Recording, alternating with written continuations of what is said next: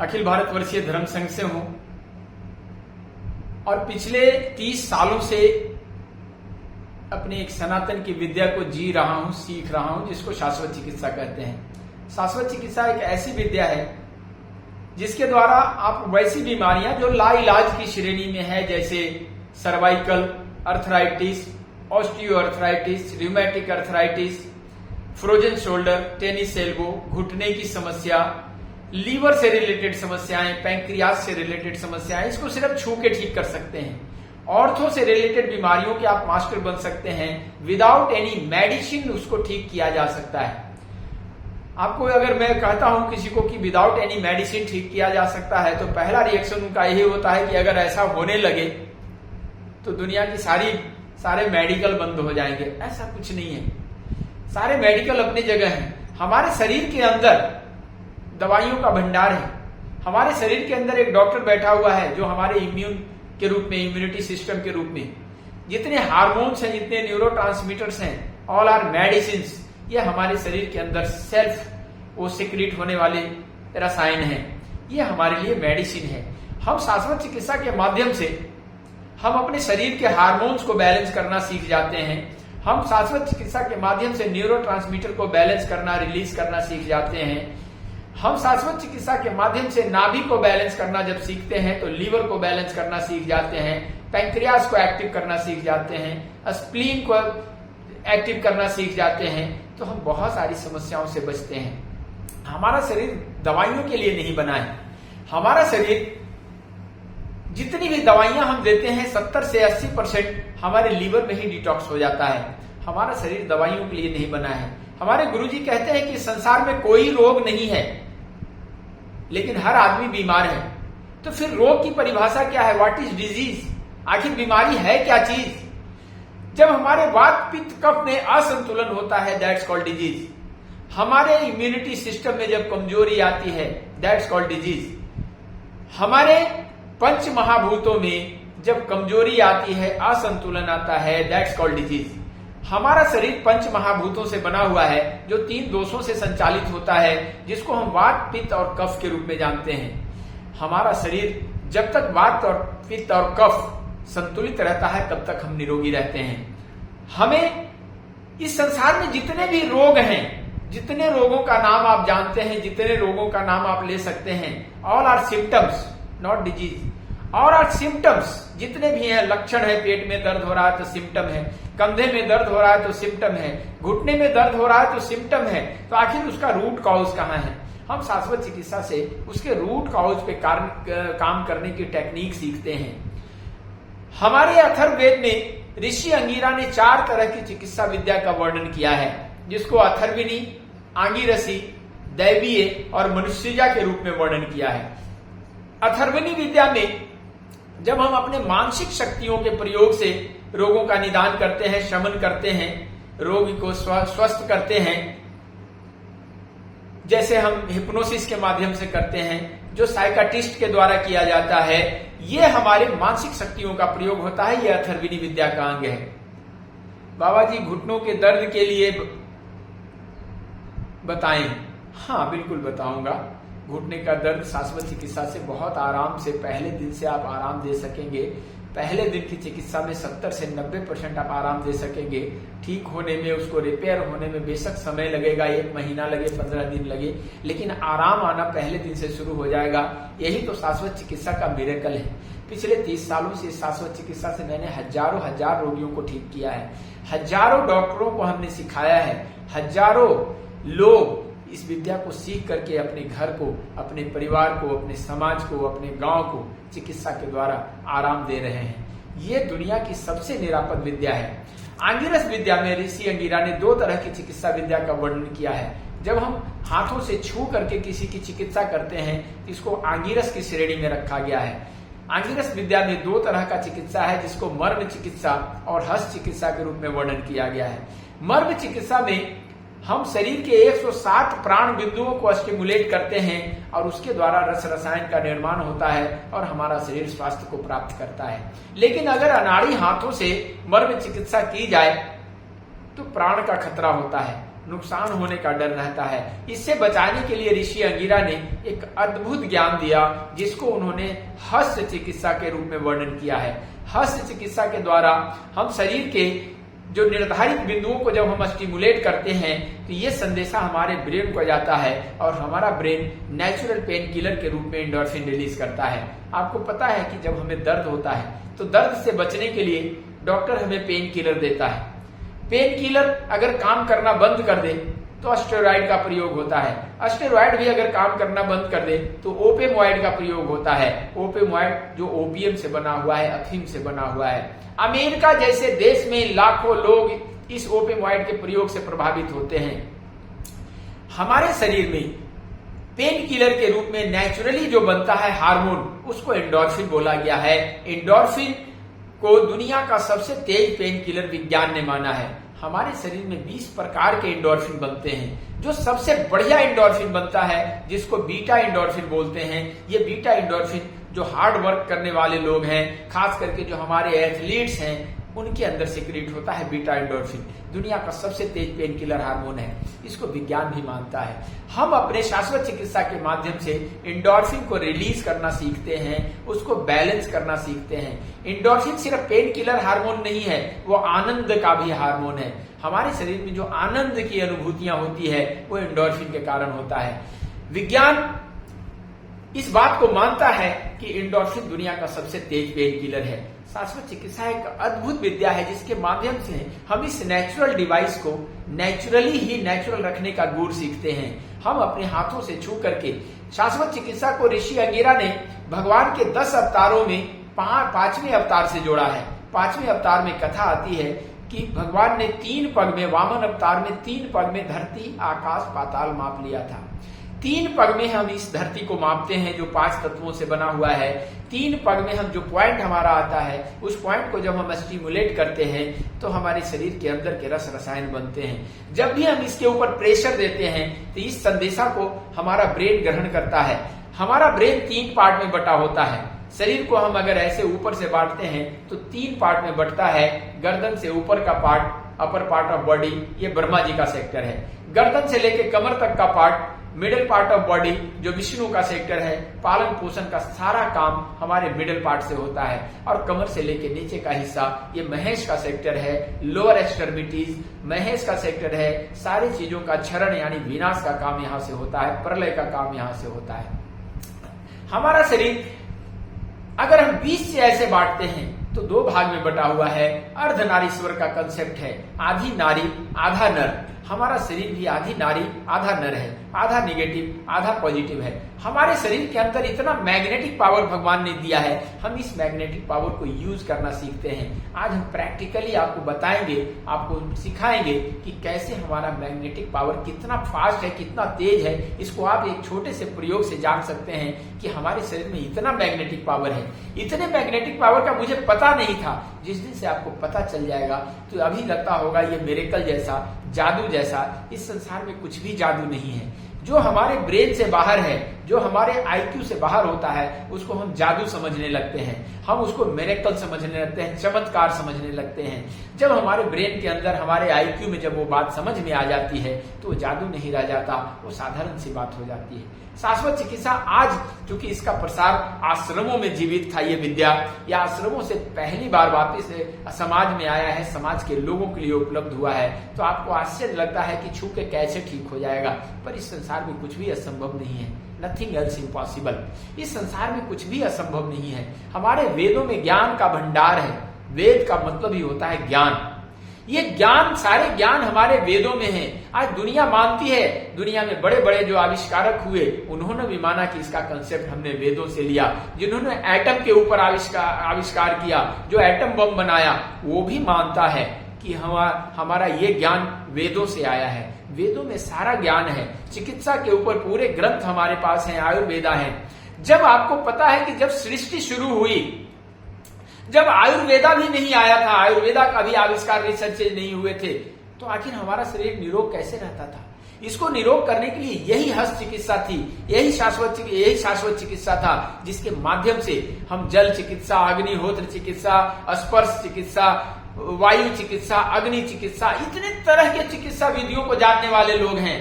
आज भारत फिर से करवट ले रहा है, आज संसार फिर से करवट ले रहा है। संसार जब भी परेशानियों से जूझता है तो सनातन की तरफ देखता है, क्योंकि सनातन ही तारनहार है, सनातन ही सत्य है, अंतिम सत्य लौट के आता है।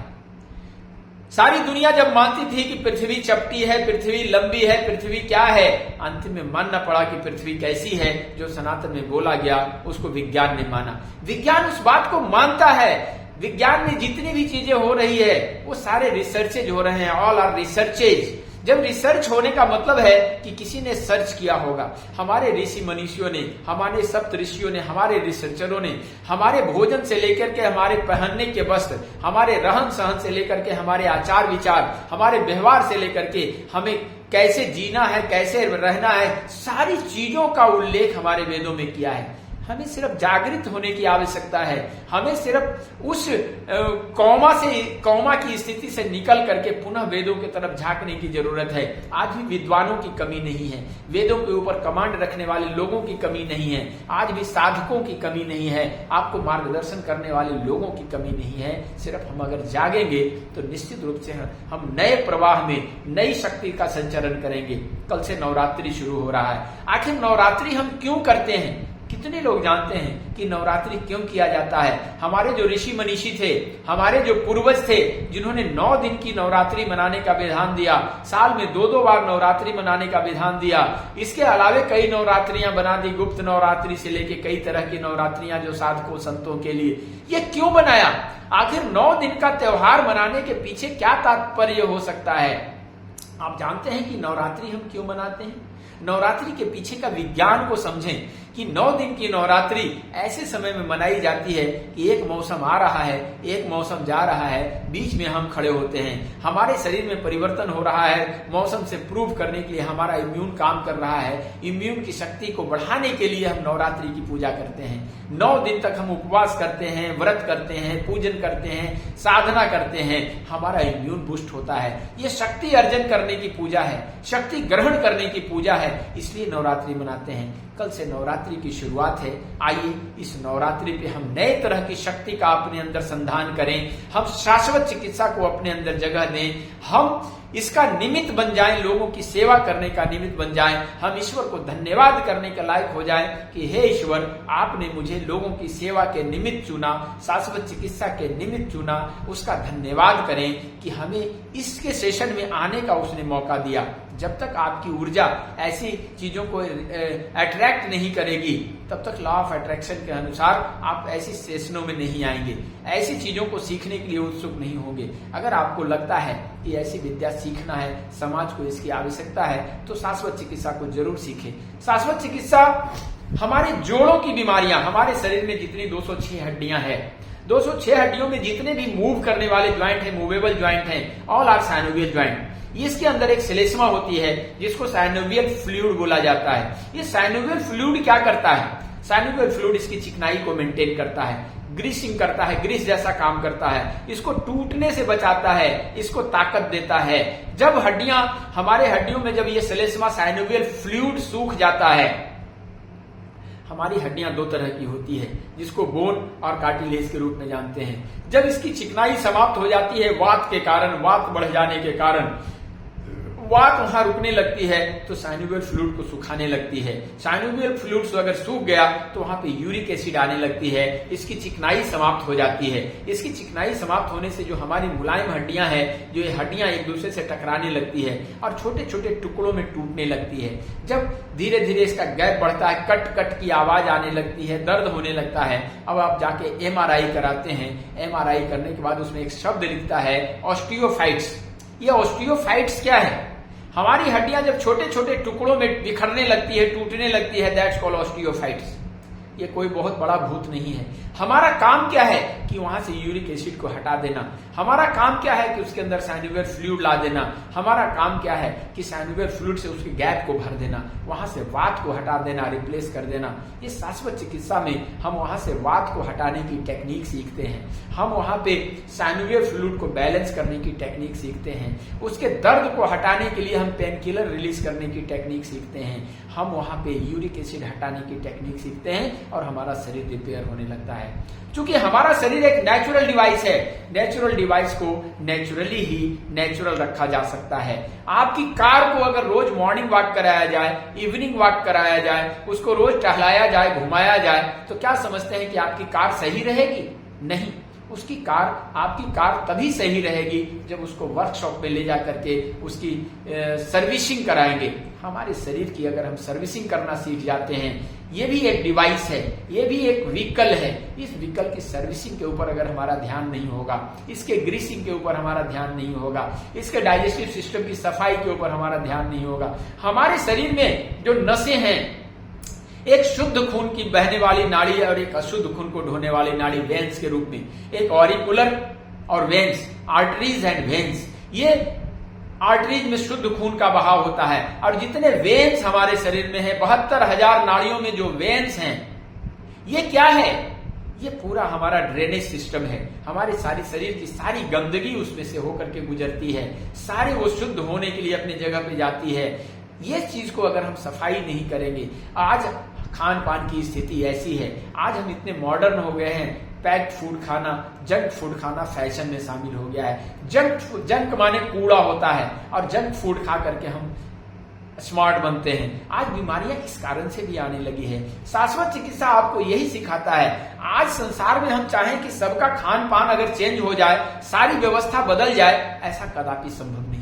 लोग आज ऐसी स्थिति में जी रहे हैं कि बीमार होना मंजूर है लेकिन खान पान में बदलाव मंजूर नहीं है। उनकी कुछ मजबूरियां भी होती है, उन्हें ऑफिस जाना है, उन्हें काम पे जाना है, शहरी कल्चर है, जो स्ट्रीट फूड है वो भी खाना पड़ता है, जरूरत पड़ता है तो पैक्ड फूड खाना पड़ता है। तो इस चीजों के करते हुए कम से कम परहेज में हम कैसे अपने शरीर को स्वस्थ रखें, ये शाश्वत चिकित्सा में ज्ञान आप सीखते हैं। शाश्वत चिकित्सा आपके शरीर के जोड़ों के ऊपर, आपके स्किन की समस्या के ऊपर, अभी स्किन के लिए मैसेज आ रहा है, मैं बिल्कुल बात करूंगा इसके ऊपर, जितने भी मैसेजेज आ रहे हैं मैं उसके ऊपर बात करूंगा। हमारे शरीर में स्किन का डिजीज होता आखिर क्यों है? जिनका भी सवाल था इसका जवाब सुन लें स्किन के बारे में, कि हमारे शरीर में जब भी स्ट्रेस होता है, जब भी हम स्ट्रेस में आते हैं तो हमारा शरीर ट्रिपल एफ मोड में काम करता है। ट्रिपल एफ यानी fight, flight and freeze mode.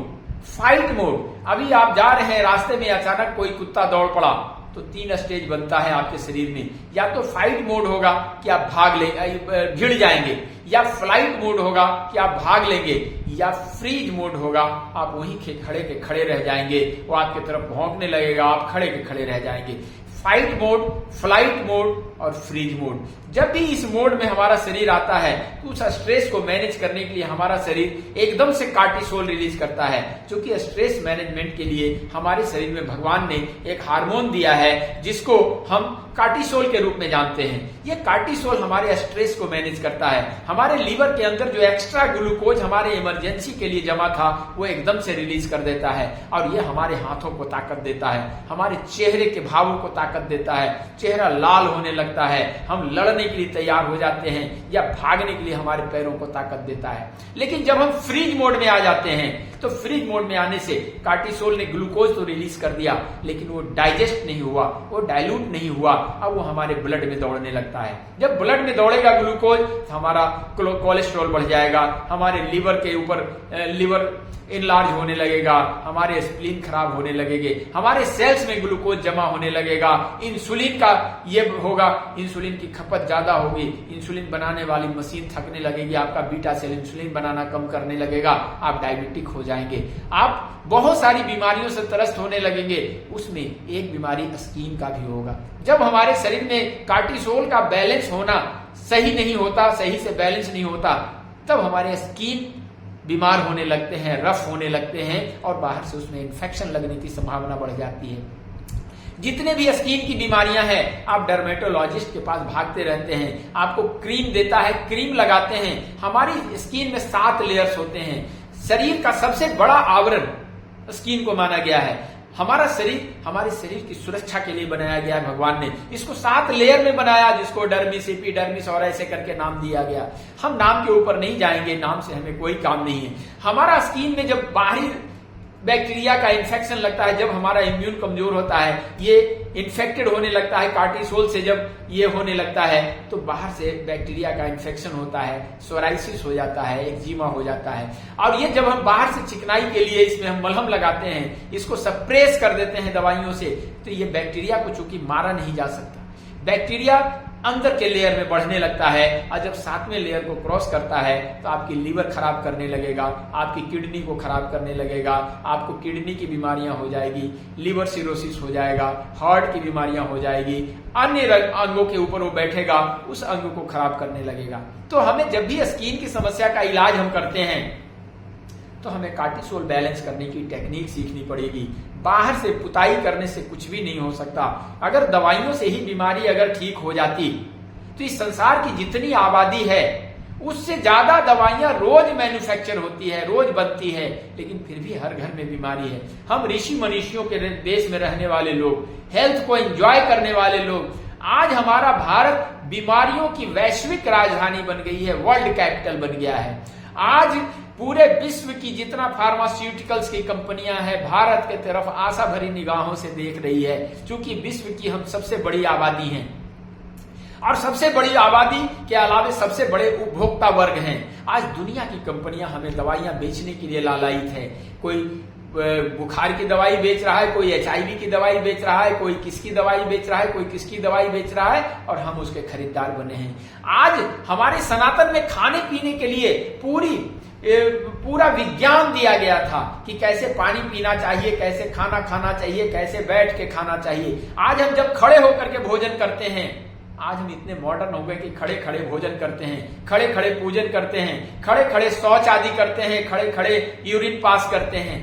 हमारे मनीषियों ने इन कार्यों के लिए बैठ के करने का विधान बनाया था। जब हम बैठ के भोजन करते हैं, पालथी मार के ऐसे बैठते हैं, तो कमर से लेके नीचे का हिस्सा सारा लॉक हो जाता है। जब भी हम भोजन को निगलते हैं, चबा करके जब हम ग्रास को निगलते हैं, हमारे ओसोफेगस में भरी हुई हवा सीधा नीचे भागती है। नीचे जाने के बाद हवा खड़े होकर के जब हम खाते हैं तो एनस हमारा बंद मिलता है। एनस बंद होने के कारण वो L3 L4 में जगह बनाने लगता है, S1 में जगह बनाने लगता है। अगर ज्यादा प्रेशर रहा तो हमारे घुटने के पास पहुंचता है, अगर और ज्यादा प्रेशर रहा तो हमारी एड़ी तक जाता है, हमारे कफ मसल में जमा होता है और हम रोगों से पीड़ित होने लगते हैं। हम साइटिका से त्रस्त होने लगते हैं, हम L3 L4 की समस्या से त्रस्त होने लगते हैं। अगर हम बैठ के भोजन करते हैं तो जब हम बैठ के भोजन करते हैं, हवा नीचे भागती है, हमारा एनस बंद मिलता है, हमारे नीचे जाने के भाग को लॉक मिलता है, हवा उल्टी दिशा में लौटती है और डकार के रूप में बाहर निकल जाती है। वात कुपित होने से हम बच जाते हैं। यह हमारे सनातन का विज्ञान था।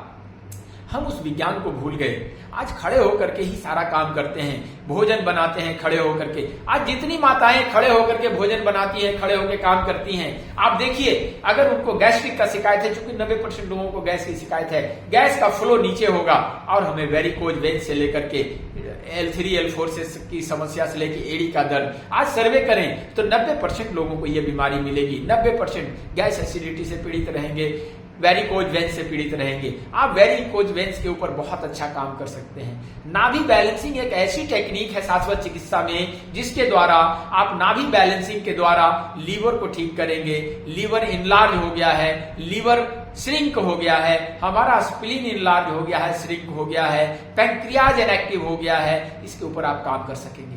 आप जानते हैं कि हमारे शरीर में जो डाइजेशन की क्रिया होती है, जब भी हम भोजन करते हैं तो पाचन की क्रिया हमारे मुंह से ही शुरू हो जाता है। जैसे हम भोजन को चबाने लगते हैं, हमारे दांत क्या हैं? हमारे दांत क्या हैं? ये हमारा ग्राइंडर है।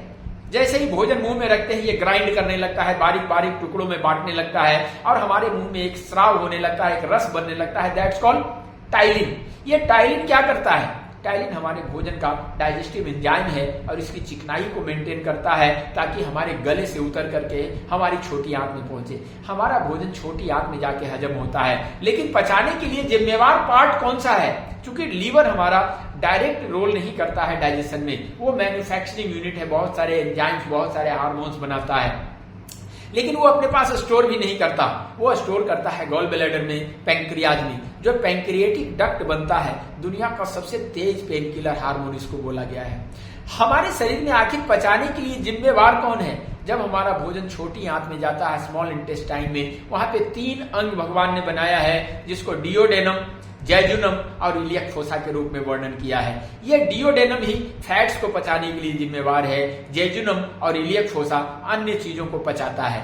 हम इसको कैसे एक्टिवेट रखें, कैसे स्टिमुलेट करें, ये शाश्वत चिकित्सा में सीखते हैं। शाश्वत चिकित्सा हमारे शरीर के सर्वांग के ऊपर काम करने के लिए बहुत अच्छी तकनीक है। हमारे ब्रेन से रिलेटेड जो समस्याएं हैं, न्यूरो से रिलेटेड समस्याएं हैं, इसके ऊपर आप बहुत अच्छा काम करेंगे। पैरालाइसिस के ऊपर आप रिजल्ट जल्दी दे पाएंगे, क्योंकि पैरालाइसिस हमारे ब्रेन के ऊपर, जब हमारा हाई ब्लड प्रेशर होता है, ब्लड प्रेशर तेज होता है, जब ब्रेन के ऊपर स्ट्रोक मारता है, झटका मारता है, तो या तो ब्रेन हैमरेज हो जाएगा या पैरालाइसिस हो जाएगा। पैरालाइसिस के ऊपर आप बहुत अच्छा काम कर सकते हैं। फ्रोजन शोल्डर के ऊपर आप बहुत अच्छा काम कर सकते हैं। इसके अलावे जो पार्किंसन की बीमारी होती है, हाथों का कंपन होता है, इसको एक्टिवेट करके उसके ऊपर भी धीरे धीरे कमांड किया जा सकता है। मैं ऐसा बिल्कुल नहीं कह सकता हूं कि हम उसको ठीक कर देंगे, ऐसा दावा आप बिल्कुल नहीं करें। आप एक अच्छे हीलर बने, अच्छे सेवा करने वाले से बने, अच्छे चिकित्सक बने। आपको रोगों के ऊपर, इस संसार में कोई रोग नहीं है तो किसी रोग का दावा नहीं, लेकिन जैसे ही इसको हम एक्टिवेट करते हैं, हमारे ब्रेन में 80 बिलियन न्यूरॉन्स होते हैं, हमारे शरीर में 60 ट्रिलियन सेल्स होते हैं। सबसे ज्यादा ब्लड की जरूरत हमारे लीवर को पड़ता है, क्योंकि लीवर हमारे शरीर का बहुत बड़ा ऑर्गन है। 1.4 केजी से लेकर के 1.8 केजी तक का लीवर, जो मेल में 1.4 केजी से 1.8 केजी का लीवर होता है, महिलाओं में 1.2 केजी से 1.4 केजी का लीवर होता है। सबसे ज्यादा सेल डिवीजन होता है। हमारे लीवर को सबसे ज्यादा ब्लड चाहिए, अपने आप को बिल्कुल नया कर लेने की ताकत रखता है लीवर। बस इसको हम स्टिमुलेट करना सीख जाएं। हमारा शरीर 2.5 से 3 किलो का पैदा होता है। आखिर क्या कारण है कि ये 6 फीट का हो जाता है? अगर आप कहेंगे कि हेरिडिटी से होता है, तो हेरिडिटी में 4 भाई 4 बहनें होते हैं, तो सब अलग अलग साइज के होते हैं। कोई 4 फीट का होता है, कोई 6 फीट का हो जाता है। अगर हम कहेंगे कि खान पान से होता है, तो खान पान के में बहुत सारे लोग जो अच्छे अच्छे खाने पीने वाले भी हैं, वो भी ज्यादा हाइट का नहीं हो पाते हैं। हमारा शरीर 2.5 किलो का, 3 किलो का पैदा होता है और ये 6 फीट का होता है ड्यू टू सेल डिवीजन। तो सेल डिवीजन में आखिर टूटता क्या है?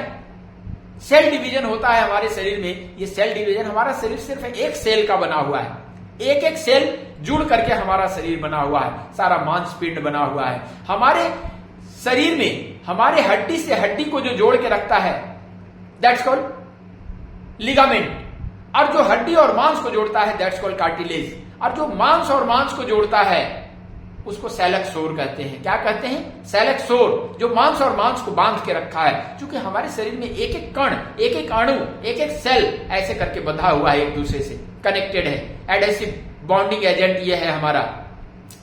हम इसको कैसे एक्टिव रखें, इसके ब्लड सर्कुलेशन को कैसे रखें? क्योंकि जिस पार्ट में ज्यादा ब्लड जाता है, जैसे खास करके लीवर में, सबसे ज्यादा लीवर में ब्लड चाहिए, उसके बाद हमारे ब्रेन को ब्लड चाहिए। अगर ब्रेन को ब्लड पूरा नहीं मिलेगा तो हमारे धुआं धुआं सा लगने लगेगा, हमें किसी काम में मन नहीं लगेगा, हम डिप्रेशन के शिकार हो जाएंगे, हम इंसोमेनिया के शिकार हो जाएंगे, नींद की शिकायत हो जाएंगे। अब इसको दूर करने के लिए, इसका ब्लड सर्कुलेशन बढ़ाने का सबसे अच्छा तकनीक हमारे शाश्वत चिकित्सा में है। हमारे जो 80 बिलियन न्यूरॉन्स है, उसको एक्टिव करने का तरीका शाश्वत चिकित्सा में है। हमारे जो ब्रेन के 3 पार्ट होते हैं, frontal lobe, middle lobe and posterior lobe. Frontal lobe भी 3 पार्ट होता है, सेरेब्रम, थैलेमस और हाइपोथैलेमस। ये थैलेमस क्या करता है? हमारे शरीर के बाहरी पार्ट में जो गर्मी, सर्दी, चोट लगना, दर्द होना, इस संदेशा को ले जाता है, ब्रेन को देता है, और ब्रेन जैसा चाहिए वैसा एंडोर्फिन रिलीज करता है। इस संदेशा को जो ले जाता है बाहरी अंगों से, वो थैलेमस का काम है।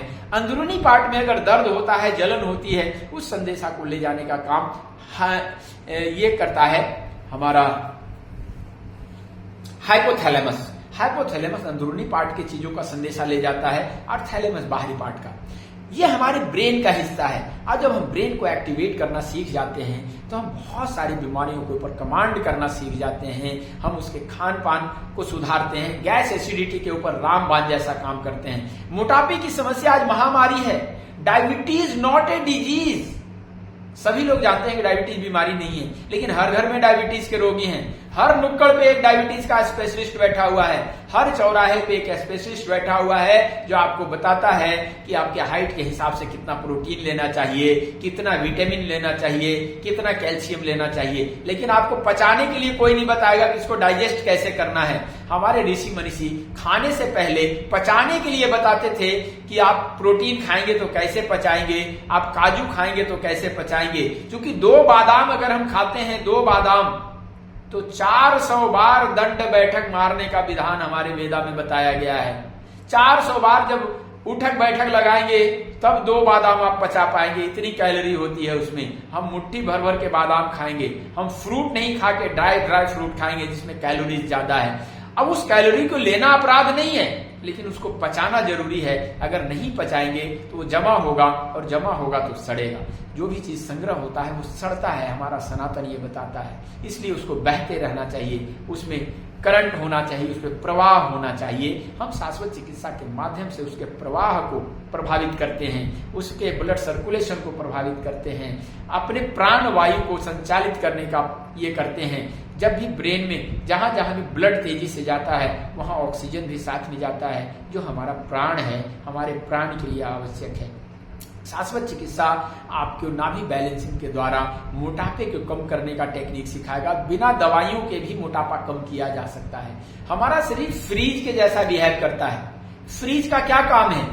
हम अपने किचन में, रसोई में जो भोजन बनाते हैं, भोजन बनाने के बाद, खाने के बाद, पूरे परिवार के खा लेने के बाद जो भोजन बच जाता है, उस भोजन को हम फ्रीज में रख देते हैं। हमारा शरीर भी एक स्मार्ट डिवाइस है।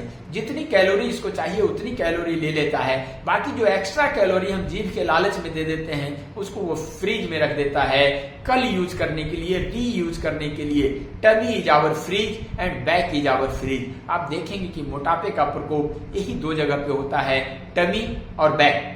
अगर इस पार्ट में अगर मोटापा बढ़ा तो इस 6 पैक को बनाने के लिए हमें जिम में जाके कसरत करना पड़ता है, अखाड़े में कुश्ती करनी पड़ती है, तब हम 6 पैक और 8 पैक बना पाते हैं। ये अच्छी चर्बी है। हमारे पेट के अंदर जो मोटापे में जो चर्बी जमा होती है, that's called whistler fat. Whistler fat यानी गंदी चर्बी। ये गंदी चर्बी हमारे शरीर को बीमारियों का घर बना देता है।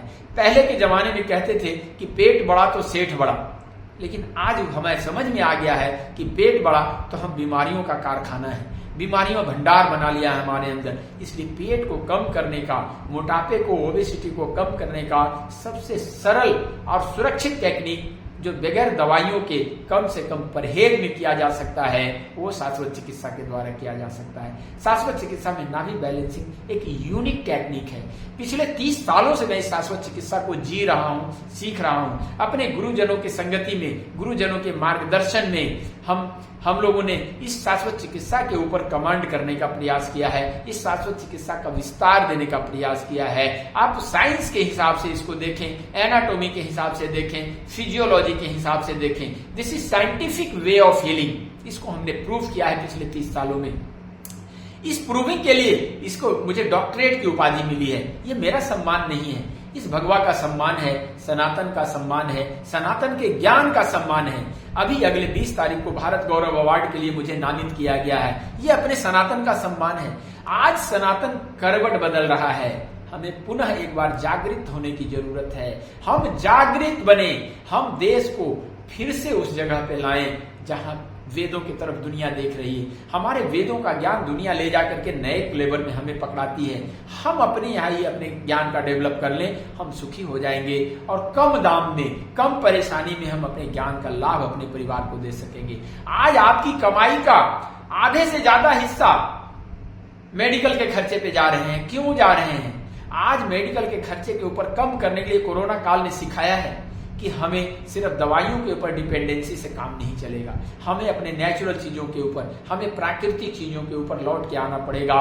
उसी में एक शाश्वत चिकित्सा है। कितने लोगों को लगता है कि शाश्वत चिकित्सा सीखना चाहिए? एक बार हैंड रेज करें, एक बार हैंड रेज करें। कितने लोगों को सीखना है? कितने लोगों को सीखने की इच्छा है, जो आकांक्षा रखते हैं कि हाँ ऐसी विद्या हम सीखना चाहते हैं, वेलकम।